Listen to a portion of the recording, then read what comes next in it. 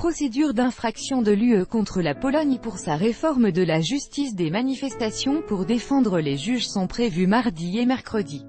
Ici, un rassemblement contre la réforme de la Cour suprême le 24 juillet 2017.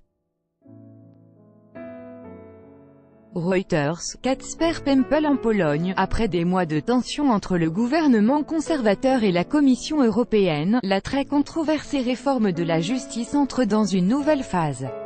C'est ce mardi 3 juillet que les juges de la Cour suprême âgés de plus de 65 ans sont envoyés automatiquement à la retraite. Bruxelles a adressé une lettre de mise en demeure au gouvernement polonais.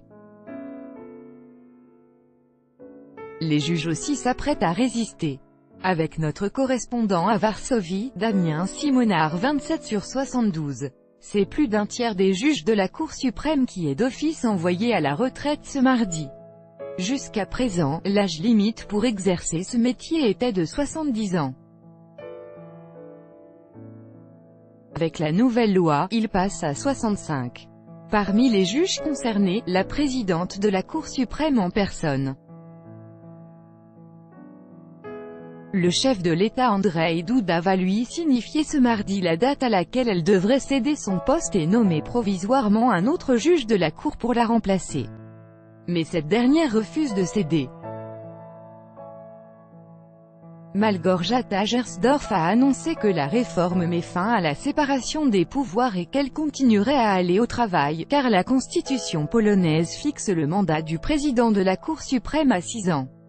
Le sien prend fin le 30 avril 2020.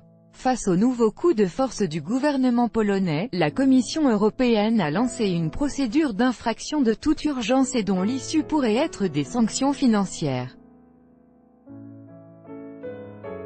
Des manifestations pour défendre les juges sont par ailleurs prévues ces mardi soir et mercredi matin devant la Cour suprême. Lire, Pologne, 3 ex-présidents appellent l'UE à défendre l'état de droit. La procédure déclenchée par la Commission est sans précédent. À terme, la Pologne pourrait même perdre son droit de vote au sein de l'UE.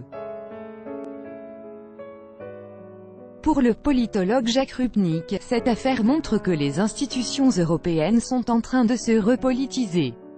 L'Europe regardait ailleurs, elle ne faisait pas attention à la question de la démocratie et de l'état de droit parmi les pays membres. Jacques Rupnik, politologue 3/7/2018 par RFI. Écoutez, en revanche, aux yeux de ce spécialiste de l'Europe centrale et orientale, la mise en place de ces sanctions est improbable.